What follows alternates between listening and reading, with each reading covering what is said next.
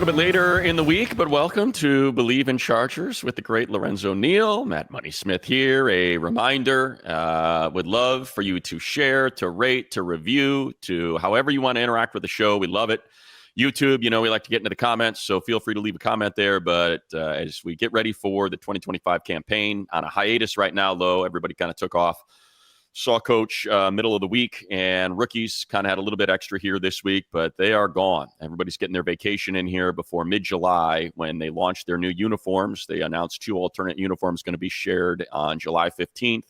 And then July 17th, we get this thing rolling again. But right now, a little bit of a hiatus. So just a reminder to all of you that reviews help, rating helps, sharing helps, comments, all of it. We love it because we love doing this, and it just helps us grow Bleav in Chargers. So, we got a big show today, Lo.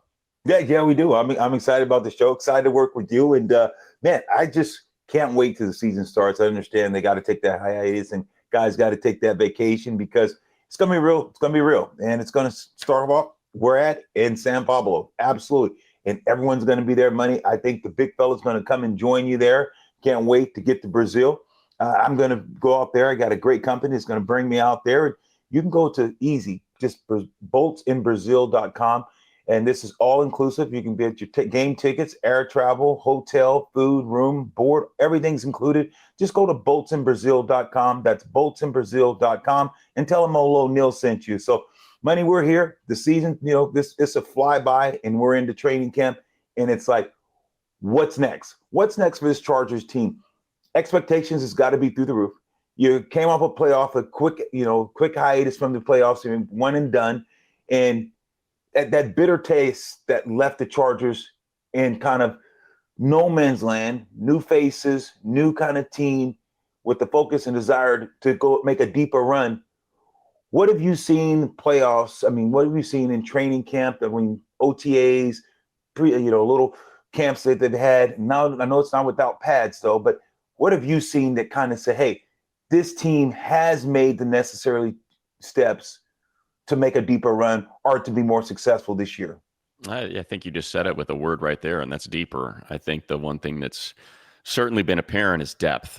That this is a team that's deep, that making the 53 is going to leave, I'd say, a handful of players, 3 to 5 players probably exposed on the practice squad that I could totally see getting snatched up by another team. You look at the depth in the secondary. I think it was, sort of when we went into the draft, it was one of those position groups that we circled and we were like, I don't know, secondary I could see them if it breaks right. Jahdae Barron's sitting there, maybe they'd snatch him up, and now you look at it, and I think a lot of it's by putting your eyes on it. And now that Cam Hart, and look, you're rolling the dice with Cam that he's going to stay healthy. He obviously dealt with injuries throughout his entire career at Notre Dame. If he didn't, he would have been a top 2, probably first or second round pick. Instead, because of the multiple leg issues and then a couple concussions last year, you slide to the 5th round. But when he's on the field, he's a good corner. And it looks like Tarheeb still is going to take that step. It certainly, look, they're not wearing pads. There's no contact allowed, but just the way he mirrors, the way he sees it, the way he breaks on the ball, hearing the coaches talk about him and what their expectations are.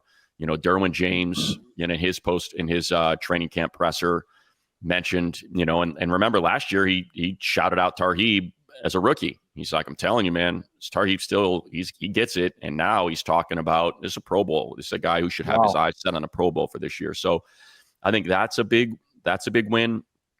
Coach Minter talked about the depth of the defensive line, acknowledged that, losing Puna cuts deep, but he's like, we're replacing 1 with 2, we're replacing 2 with 3, and that's kind of how we're going about this. And so I think that's, and look, it's something that we would deal with year in and year out in the past, right? It's like, oh, can you believe fill in the blank got hurt? It's going to derail the season. And you just kind of look at this roster when they're on the field during training camp as it's concluded, and you're like, yeah, this is a team that can handle some of that. And, you've got Trey Pipkins as a swing tackle. He's not a starter. So if Joe Alt or Rashawn Slater, knock on wood, not going to happen, but you've got a guy who's a league average tackle that you can just drop right in there if something. And he's played guard. So there's depth there. depth at center. Last year it was Brendan Hymas, who was a tackle, converted to a guard, converted to a center. That was your backup center. Well, now you got Andre James, who started 60 consecutive games at center. So I think that's certainly my one. If you're talking about what one word would you talk about from training camp? Depth is, right. I think, what we see. Yeah, and I think that's big, that that you have the depth, because that injury bug is going to pop its rear ugly head up every season. It just happens. And the teams that wins it all, you got to be lucky, and hopefully the injuries didn't happen at a crucial time or to key positions that help you determine outcomes of game on a consistent basis. We went to OTAs, and you're looking at last week OTAs, and guys ended up finishing up that.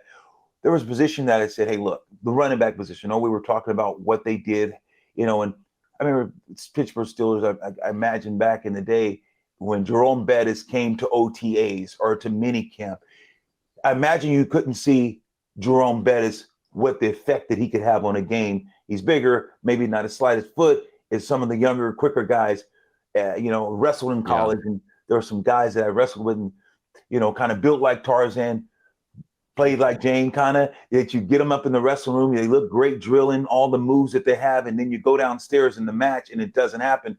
Jerome Bettis, big, couldn't probably practice the way that people were like, God, but in the game, he's running over guys. When you watch OTAs, is there guys that are like that? And when you're talking about, here's a guy that doesn't look maybe the athletic, but I know when this guy touches the field, he's going to do some things. Is there anybody that has kind of jumped out in OTAs that may be that type of guy? No, that's a great point, Lo, because look, when you watch Najee Harris and Amarian Hampton run, sequentially, it's a giant gap. It just, Amarian has got that explosiveness to him. But I think it's important, like you talked about with Bettis, they brought Najee in to set that floor, to set the floor. Hey, if we block it right, if we block this thing up right, can you get us 4 yards? And can we get into 3rd and 2s? And now play action is working. And now Greg Roman has access to his entire offensive call sheet, and I think that's the one thing that fans need to recognize with Najee is that, yeah, okay, the explosives aren't there. What's his career long? Has he ever had just forget about that. Think about 3rd down. What is this offense going to be? Because, when it was 3rd and long last year, it was trouble. And a lot of that was a product of the lack of pass catchers, right? You have a blocking tight end who's your number one receiving threat as a tight end. You've got Ladd McConkey as a rookie who took, 6 weeks to kind of find his right. sea legs and get after it. And so I think it's for folks that watch, because training camp's going to be open to fans. And when you're watching Najee and then you see Amarian right behind him, just it's going to be like, oh, how's this going to play out? And it's like, no, I think it's important to remember those roles. And so that's the rookie class looks pretty darn good. Trey Harris, he had a couple nice catches throughout the course of OTAs and rookie camp and in mini camp. And, he and Oronde Gadsden hit the podium and the lectern for the Monday session. That was the last session we had as the media with the team. And, I think because it's the Chargers, I'll just leave it at that. He said something that I would imagine a lot of fans loved hearing, and that's, look, Justin throws such a good ball, and it's so accurate. And one thing I can tell you about me is if the ball's anywhere near where I am, I'm going to catch it. Wow. I'm going to catch everything. And he's like, so having that sort of quarterback that can put the ball where he's been putting the ball as I'm working with him, I'm pretty excited about, what's available. And then Oronde Gadsden, who has been busting his tail, and Coach Harbaugh has talked about how impressed he's been with this rookie class and the work they're putting in. But, from day one, and Herbert was there through all the voluntary stuff. So he and Justin had been working together quite a bit. But from day one until the very last day, that Thursday of minicamp, I mean, you're watching this guy just take these steps, like, okay, feeling it out, working with the 4th team. Now I'm with the 3rd team. Now I'm out here with now I'm running with the 1s. And here's a guy that on that last day got 7 targets and 6 catches from Justin. And he was flashing some of that athleticism. So that was that was pretty cool to see as well. Now, what do I expect when the season comes? And, when he was very realistic, he said, look, yeah, I showed up at Syracuse at 190 pounds. I was a wide receiver. And, this was my growth. I graduated at 250 pounds and was drafted to be an NFL tight end. But I'm going to get with, Coach Bish and all these guys and work on my blocking. And Will and Tyler are all helping me out. And my goal is to be a 3-down player, to be on the field for every single down. And so he's a lot thicker than you would have thought just when you watch his tape at Syracuse. You see that athleticism and you can see the former wide receiver type of tight end in him. Did he have to block at Syracuse? Did he block? So this is like new water, different cotton. He's been okay. Yeah, it's new, but he's saying all the right. And look, he's, like I said, he's thicker than you think, man. You look at that lower half, and it's like, okay, he's built like it. He's a smart. He's a smart kid. You can hear it, and just how detail oriented he is. He's a worker. He's the first guy there because he said he's on East Coast time and he can't sleep, so he just shows up to the facility at 5:30 a.m. It's just him and the security guard, and he's just walking through plays on the field and watching film because he's like, what else am I going to do? Sit in bed and stare at the ceiling? He's like, might as well get to work. So he's a worker. So very excited about that. So yeah, both rookies, I think, acquitted themselves very well. And, just eyeball test, you can see it. Those first 5 picks, they're going to get some play, man. We know Amari and Hampton at running back. In the second round, Trey Harris and that X receiver and what he's really good at doing. Third round, like I said, with Jesse Minter saying 3 for 2, they lose Morgan Fox and Poona Ford. They bring in Deshaun Hand, Naquan Jones, and they draft Jamari Caldwell in the 3rd round. And you talk about Oronde Gadsden in the 5th round, and it it may not be a lot, but if you got 250 yards and 3 touchdowns out of him in the season, we'll take it, right? No question. When you're watching kind of those skill positions, because we know, with now pads, it's kind of hard to see what the interior guys are going to be able to do.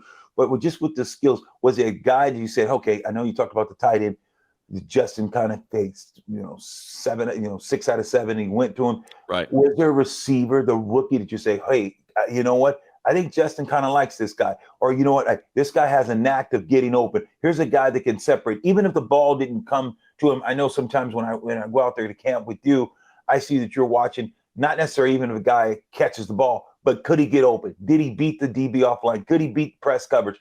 Was there a guy that is in this rookie class that said, you know what? I like the way that, he's coming off the ball. I like the way he catch. I like his range. Is there a guy that pops right now to you, or it's too early to say? Yeah, I think it's too early, Lo. Just because there's no contact. But like I said, you can see it. Like, Mickens picked off Herbert.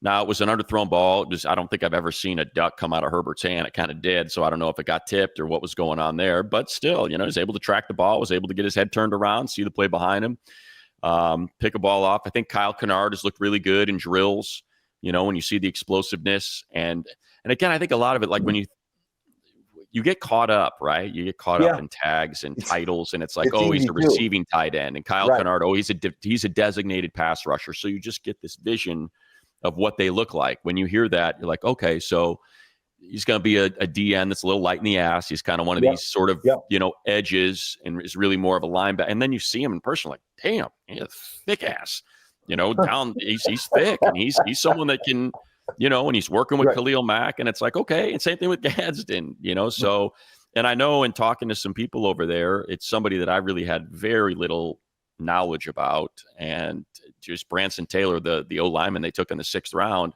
Yeah. I just figured it was a flyer, kind of a traits flyer, and then started talking to some coaches, and one of them was like, this is my guy. Like this guy, man, he got hurt, and if he doesn't get hurt, he goes, he's playing tackle. He goes, but he's a guard. I can tell by the way the way he moves and the strength that he has. I can see how he moves guys. And for me, he's like this. I figured if he was healthy all year, as opposed to being dinged up, he goes, if you go back and look at the progression freshman, sophomore year, and where he was headed, this is a guy that could have found his way into the top of the 2nd round, maybe back end of the 1st round, in his opinion. Wow. So that was just, again, that's one person's evaluation. So then I'm like, okay, keep my eye on him. So I think it's, you got to be careful not to get stuck on draft tags. And I think that goes with a lot of people. Like you see you see Trey Lance out there. He's the former number 3 overall pick. No, he's the third string quarterback. It's what he Right. is. You Right. see Jalen Reagor out there, a guy that's drafted in front of Justin Jefferson. Oh, can we make him the first rounder that he was supposed to be? And it's like, no, I think he's fighting for a roster spot. I think the guys, the coaches said that like, Jalen's going to have to show that he can play some special teams and that if he wants to make this team. So I think it's important not to get caught up on tags. This guy's a 5th rounder. That's a 6th rounder. He's a 1st round. Yeah, right. Forget about it all. It's very easy. I know we're kind of just bouncing around. I'm kind of enjoying this, kind of peppering with questions. When you think about a guy you just said, Trey Lance, here's a guy at the Niners. John Lynch personally. All these guys and what Shanahan. They say Shanahan is one of the best offensive mind coaches, and we've heard that. And you go and now you look where Trey's went from the Niners to the Cowboys and now to the Chargers. What do you see? I mean, is this a guy that's broken? Is this a guy that can play? Can he throw the ball? Can you see what Shanahan and those guys thought they seen? And what made the Chargers take this flyer on a guy that couldn't get it done in Dallas, couldn't get it done in San Francisco, that's just been hand-fed? Is this an experiment or just a guy that's going to be through training camp and they're going to let him hit the streets? Well, the money says he's going to be on the team. It wasn't a lot of money. The incentives made it sound like it was a much bigger deal than it was. But I think he got, $1.5 million, $2 million. So that's not something you're just, that's not a vet minimum deal. He got some scratch. Might have been over 2. I think it might have been 2.25 is what he got. But, to be honest, like what I see when I'm watching these, when I was out there watching minicamp, I thought DJ Uiagalelei looked better. I thought he looked, and you saw him running with the threes. DJ, the undrafted free agent. And look, I might have a bias because he's one of the best high school football players I've ever seen in my life. When he was running at Bosco, and we had those DJ versus Bryce Young modern day Bosco games down here, and it was incredible to watch the competitiveness between those two. And then unfortunately for DJ, it just got a little sideways on him. It never quite clicked at Clemson. And then he goes to Oregon State and has a great year, gets an NIL, bunch of money, NIL to go to Florida State. And that team just collapsed last year. And it kind of got stuck on him.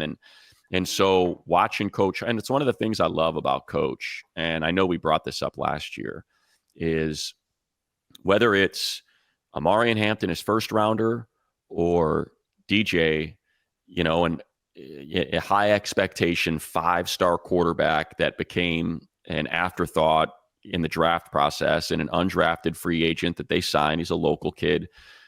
Watching the amount of time he spends with DJ to try to, work on his footwork and work, hey, this is how you have to hand off. This is where I want your feet. And then this, when you see that, when you feel the pressure, you're rolling, if there's a mic'd up on the Chargers YouTube channel right now that everybody should check out, where he's explaining to him how his scramble drill is wrong. He's like, you're leaving too early. He goes, I want you to climb first, because you can see what's in front of you. You can't see anything in front of you, it's open. So he's running through this drill, and you see all that effort that he's putting in, and it's paying off. And DJ looks pretty darn good out there. So that I bring all that up to answer about Trey. Like, I think DJ's looked better than Trey. I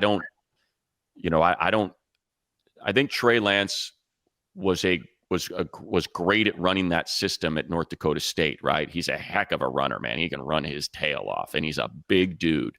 But I think when it comes to throwing the football, that's where things get a little bit sideways. Yeah, it just kind of been wanting to know that because didn't have the success. Niners tried to throw him in there and get him to play and wanted to get him out there. And then Dallas, tried to give him an opportunity and just didn't know if it was mechanics or is it above the shoulders? Because when you have sometimes that type of athletic ability, you're like, God, I'm gonna take a flyer on him. But is it above the so it must be above the shoulders or the mechanics? I don't know. That's a good one. I don't know. And I think because that's, like you say, you would know better than me, Lo. Can he see it? Can he feel it? Is that what it is? And So it's just going to be interesting. But I know Chargers, it's just interesting because we talked about Harbaugh and just what he does and how he goes about his business. He's like, look, I'm going to these 2 guys that people thought they were throw him away. Someone's like, hey, look, this is a guy that's played well, like you talked about in high school and in college. Some things happen, but goes to Florida and it falls down on him. I see something. And for Harbaugh to say, look, I'm going to take a concerted effort and try to get you to where I can be either for this team or another team, that just says a lot, speaks volume just about the organization and how they view different athletes. Well, remember, let's do a little flashback here where we had a conversation. We've been talking a lot about the press conferences and players, but we mentioned that Coach hit the lectern and shared some interesting information that came out of nowhere. And obviously, there was a lot of excitement here on Bleav in Chargers based on what he said. And so he said, I want to move this thing around and take it places. And he said, I want to take it to Fresno.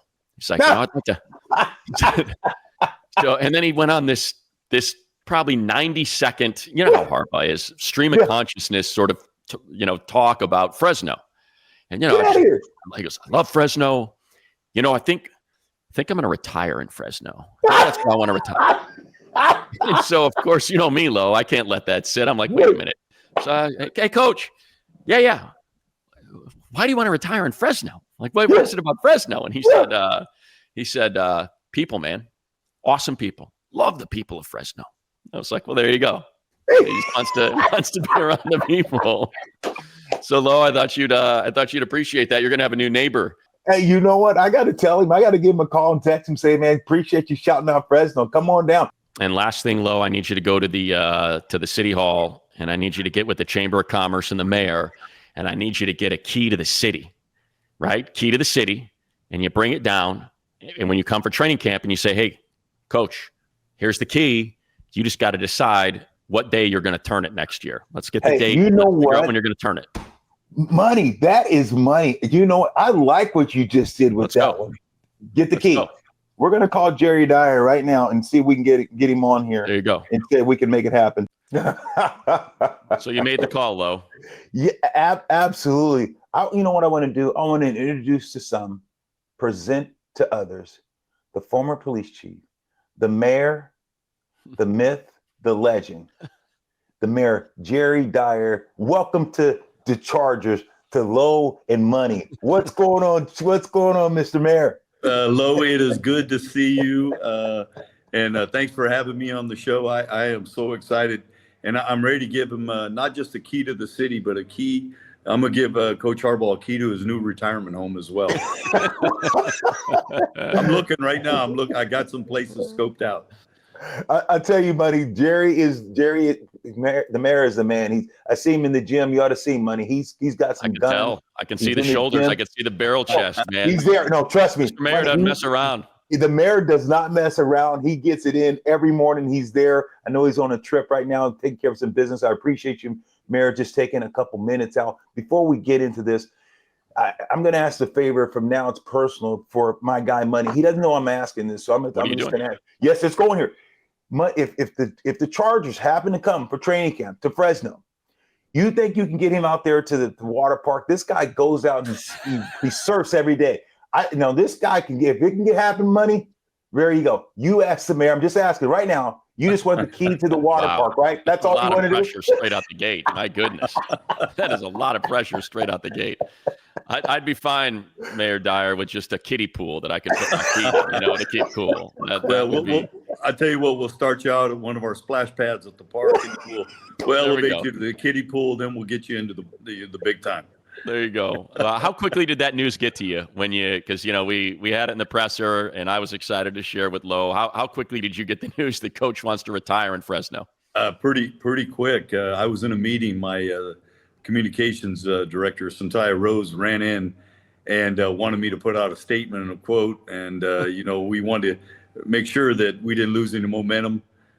Said we'd roll out the red carpet and we're going to roll out the red carpet. If Coach Harbaugh brings the team to Fresno, I promise you we're going to roll out the red carpet for him. Well, I really think this can be Money. I know we joke around. I know, Mayor, we're joking around about this, but Mayor, I've talked to Coach Harbaugh, John Baxter. I know you know who that is at Fresno State. He's the educator. He coached with Harbaugh. Harbaugh texted him as well, and he texted me, and he said very, very interested in Fresno. I know he's going to be down in San Diego for a couple of days, and Money explained that. And just kind of what would that look like? Tell the listeners, all the millions of listeners we have, Money. Tell them about Fresno. Tell them about some great things that you love about this wonderful community. Yeah, so I think Fresno being centrally located in California, we're stone's throw away from, the Yosemite National Park, Sequoia Park, Kings Canyon. We have an incredible community. I think Coach Harbaugh said it. We have an incredible community. We have people that care, and there's a lot of things we could offer. Quite frankly, we have a right across from Fresno State. We have what's called Campus Point, newly developed area. A lot of restaurants next to our Save Mart Center. We have a brand new 138 condo-like housing, which is a motel there or a hotel at Campus Point called Hyatt House. It's going to open up in October. San Diego could take over the entire hotel. We have a movie theater right next to it. They can rent out one of the rooms there to show game film. Oh, yeah. And so I've already been in touch with the president of Fresno State, Saul, and he has got the athletic director, Garrett Classy, all over this thing. And hopefully we'll get something worked out with the Chargers. There are some things, we would ask for. Obviously, we'd like maybe a minimum 3-year commitment. How's that? 3-year commitment. 3-year commitment. But yeah, I think we have some things. Lo, we have 2 fields. We have a turf field, and then artificial turf, and then we have a grass field to practice on there at the stadium. So we have a lot to offer, and Fresno's a beautiful place to come and visit, and look forward to the Chargers coming there. I don't want to take up too much of your time, so I'll finish this with this one, Mr. Mayor, Mayor Dyer. What I would like if I were to ask for something from the Chargers, if you're going to Fresno, however many days it's going to be, maybe it's 2 days, maybe it's 3, whatever it is, just want that green V on the back of the helmet. I'd see you got to put the green V, Central Valley. Anyone, any place, anytime. I want that attitude. I want that sticker on the back of the helmet. That's all I would want from the trip. I like it. Well, hopefully it's more than 2 days. Maybe it's 3 weeks. I'm not asking for a lot. Listen, 3 weeks in July for me is going to be a little bit. I don't have a lot to shed here. I gotta try to keep it on. You got to drink plenty of water. You'll be fine. Exactly. But no, I think it will possibly happen. We're Harbaugh's going to. Yeah. We're going to probably get him on the show. Mayor, we just kind of appreciate your time. Really wanted to talk about that and talk about how serious it could be, and just know that it can happen. And I Bleav that Fresno can accommodate it, and we'll get you that water park too money. All right. Yeah, I'm confident it's going to happen. And we're going to do everything on our end to make it happen, and we're committed. We're committed. So love it. Thanks for having me on the show, and I'll get that splash pad ready for you, Matt. There we go. Thank you, Mayor Dyer. Appreciate it. All right, Mayor, you're the best. Thank you so much for your time. All right, Lo, love you, brother. We'll see you. Love you too, brother. All right. It's real. Hey, money. It's real in the hood, baby. You thought I was money. You thought I was kidding, baby. I'm bringing the heat. When did I ever think you were kidding? Lo knows everybody. Look, Mayor Dyer may have the title, but we all know who the mayor of Fresno is. It's Lo Neal. Mayor Dyer may have been elected by the people. I'm sure he got 70, 80,000 votes, whatever it may have taken to win the election to be the mayor of Fresno. But I think we all know the true mayor of Fresno is the great Lorenzo Neal. That was a lot of fun. That it really was, and I will get you out to that water park. I'm working on that too, money. Seriously, because Surf Ranch, because you're. Yeah, not the water park, the Surf Ranch. Because you deserve it. You deserve to come to my hometown in Lemoore, California. I'll take you down there and maybe put you on a horse, and let you slop some hogs with me. Go out there and see my farm that I got the pigs down there, and there we go. Let you eat some pig feet with me. My mom cooked some pig feet, some chitlins. I like pig's feet.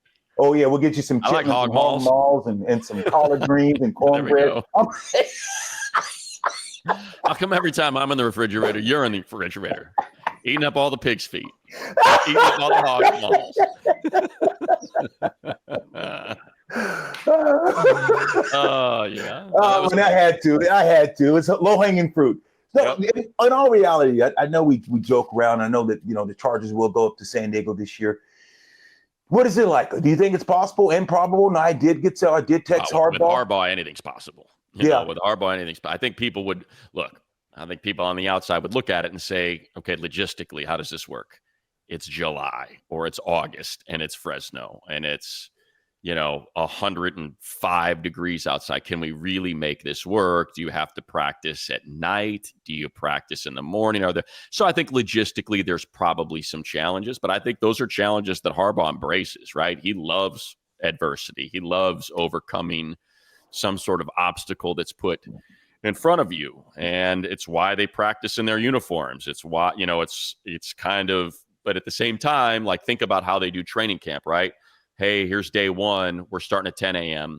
Day 2, we're starting at noon. Day 3, we're starting at 2 because he's all about rest, recovery. This is what we figured out, how we can keep everybody as healthy as possible. So I think there's a lot. I mean, if we're just talking nuts and bolts, I think that's probably my one concern is, they've got 3 fields right now. Mayor talked about 2.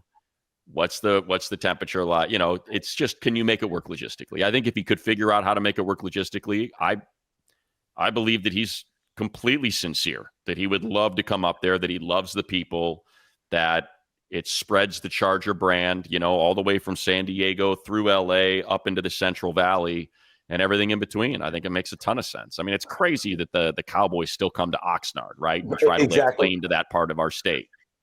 And at times, Oxnard gets 98, 100 degrees at Fresno, so it's not that the temperature is not that different. And, I think the biggest thing, like you just talked about, it's about the brand. You get a couple planes, you fly to Fresno, boom, it's a 30-minute flight. Bus is there to pick them up. They take them to their place.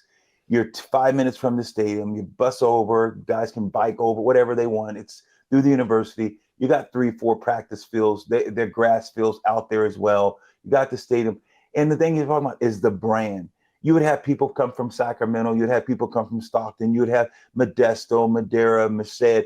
So I think it's about, there's a lot of people that were Raider fans that are hurt. There's a lot of people that, they understand LA's the Rams. And it's like, how do you get that fan base? There's a lot of fan base here that you would kind of engage. And you would get hundreds of people that would sign up to become Chargers, because a lot of these parents would take their kids and they would change their lives. So this is how and I think Harbaugh understands. I think he's a genius when it comes to what he's trying to do and the marketing employee behind that. So it's going to be interesting when this comes across his desk and he listens to that the mayor said, hey, look, he's already talked to the president of school. And I know he said tongue in cheek and he's laughing, but he has thought about it and he does want it. I'm just saying, Fresno does want the Chargers here. Yeah. I mean, the one thing I'd push back on, I don't think LA is the Rams. I think LA is wide open. And I since the drafting of Herbert, since the hiring of Coach Harbaugh, and just in these 8 years I've been with this team, I have seen this fan base grow, like not incrementally, but drastically, dramatically, and it's all, so much of it is that younger generation, those kids that were in 3rd and 4th grade when Herbert got drafted, and now they're in 8th grade and high school, and now all their friends are wearing Herbert jerseys, and now you got Ladd McConkey to go with him, and so you have this. And I know for me, that's kind of what happened with me quite a bit.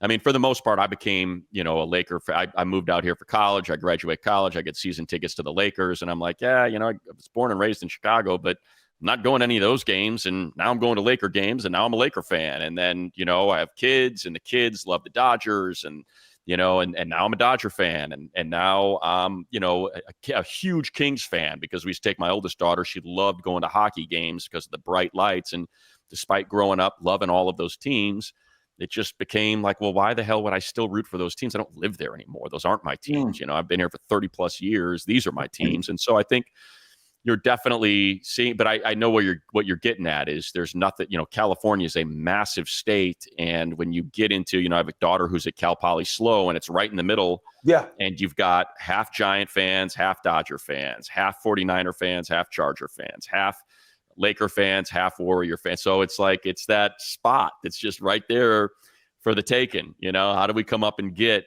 Fresno and San Luis Obispo and Santa Barbara and all of that and wrap your hands around it? And I think Harbaugh's very smart about it, saying, yeah, dude, Central Valley's got a lot of people. It's a heartbeat of America up there, all the farmers and people that are giving us our sustenance. So I'm right there with you, man. I think it'd be a great idea, but logistically, No, is what they'd have to figure out. it is. It's tough, but it's interesting what you just said, and kind of go there before we wrap up. It's just like you've seen the groundswell in LA, Yeah. and it's interesting to hear what you're saying. I'm like, wow, this take when you kind of push back and said, hey, think about those kids that are in third grade now, it's eighth, and they saw Herbert. Now you got Ladd, and you got guys, you have Khalil Mack, but you have some guys that guys grew up watching are still there. So you have some mainstays, Yeah. and so continue to grow that. Continue to make those type of picks and investments, and the team continues to thrive. You're right. There's always a new fan that's being born that's going to watch, be in an era of the Herbert or guys that you can have, and that's what makes, I think, teams great and make their fan base, is when you keep those players, and those type of players grow with the fans and they grow together. That's what makes those fans kind of be a diehard. Yeah, and look, starting from the Home Depot Center when they first came up, it was awesome. I mean, I loved it. It was incredible to watch NFL football there in that type of setting with 23,000 people. And I know what it looked like. I'm not going to hide from it or run from it. Yeah, I mean, that Eagles game, that first year of the Chiefs game, it was 80, 90% visiting fans. It was crazy. And, and I've watched that. Now, I've watched it turn. And they were, they were a punching bag, and the national media would take their shots at them all the time. Look at the, and they would ignore the fact that when the Rams are playing, it's 90% 49er fans, and it's just like first. But now it feels as though, do we go into some games where they're outnumbered? Yeah, maybe, but it's pretty rare.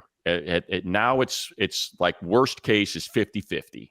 And there's a couple 60-40s in there maybe, but it's definitely, we're watching that pie, that was, like I said, you got that little sliver of Charger fans, and now it's halved.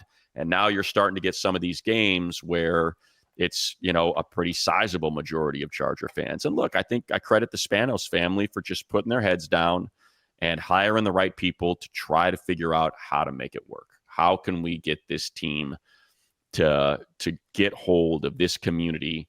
And they realized that it takes money. It takes $260 million contract for a quarterback. It takes $21 million a year for a head coach and another $10 million for his staff. It takes, you got to invest, because this market is about one thing, man, and it's winning. And it's even beyond winning, because I think you saw that when the Rams won the Super Bowl, just sort of what the turnout was for the parade and for the celebration. And I think some people would say that was a bit of a disappointment. And then I think you kind of flip to, okay, did that then vault them into this position of number one because they won that Super Bowl? And I think it's an emphatic no, that they're still fighting.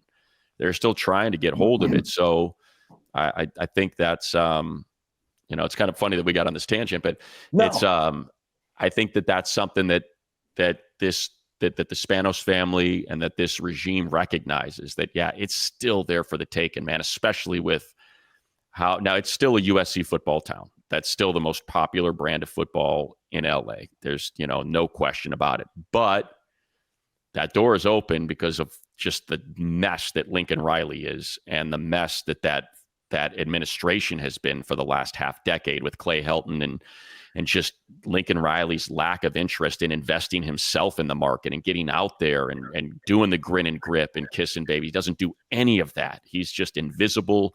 He doesn't recruit local kids like he should. And again, that's where this opportunity, he's talking about ending the rivalry with Notre Dame, like just crazy, stupid stuff that allows these opportunities to become available. And I think the Chargers are doing a pretty darn good job of trying to grab them while they're there. Yeah, they have, and this team and the marketing campaign, give them kudos for what they've been able to do and what they're trying to accomplish. And I just can't wait to see that brand of football. I mean, every year, last year was, Harbaugh steps on the scene and everyone's expectations is high, and it's just interesting because one guy. It wasn't necessarily because you had a bunch of different players. It was a guy. You didn't have any number one necessary receivers until Ladd emerged. You just had a team that had, that had the quarterback, you had some decent guys. But look what he was able to do by the power of positive thinking, by grabbing this team, grabbing the coaching staff, and changing the way this organization thinks. It has a hardball effect that it just permeates throughout that locker room, throughout that whole building. And think about what they were able to do in 1 year get into the playoffs, be a competitive team, and fight. And it's just the sky's the limit for this team and this organization, the way that Harbaugh's doing. I think big step is winning a playoff game. That's the big step. They had that big lead, of course, in Jacksonville, got away from them last year. They were favored to beat the Texans, played a solid first half, got away from them. So I think, this year, I think it's, it's honest and it's realistic to say they got to win a playoff game. Whatever their record, can they best 11 wins? 11's a lot of wins, and they got a pretty darn tough schedule. But I think that's sort of the next step for them, right? Is because, I was there in 2018 when they knocked off the Ravens in that wild card round, man. And it felt pretty damn good. It felt like, okay, here we go. We got something now. We got this rookie Derwin James. He's one of the most exciting players in football. This young defensive end, Shannon Nwosu's been making plays all year. And all right, now you have Phillip Rivers, Keenan Allen, and Mike Williams out there. And this is all, and Austin Eckler's exploded as this rookie, and Melvin Gordon, like it felt like this is what they needed. They needed something positive in this market, and then it just kind of fell apart the following year, of course. And and that was that. And now they're trying to get back there with this new face of the franchise quarterback and head coach that certainly is easy to get behind. So, yeah, there we go. There we go. Oh, you know what? Let me finish with this, Lo, because Lindsay, I owe it to Lindsay. Lindsay made these mugs. I had the Bleav mug. I like to drink coffee. We do the pod early in the morning. And so I'm not going to sell it for you, Lindsay. That I'm not going to do. I'm just going to say you made it. So if you're watching on YouTube or something, maybe she'll put a link in there. Lindsay, put a link because I want to sell these things. I want to sell a million. My pretty face. Your pretty face. Look at how ridiculous I look. Where is it? There we go. Yeah, you can't even show it. That camera. I'm like, how do I do this thing? There we go. These are nice, though. Thank you, Lindsay. I love my mom. All right, we'll be back next week. We know it was a late one this week, but we were on the schedule of the mayor there. So appreciate you doing that, Lo. That was a lot of fun. Always. And remember, one last thing. Bet Online. Number one source for all your sports betting action. Baseball, full swing. Football season around the corner. Bet Online has more ways to stay in on the action with the latest odds, news, and scores.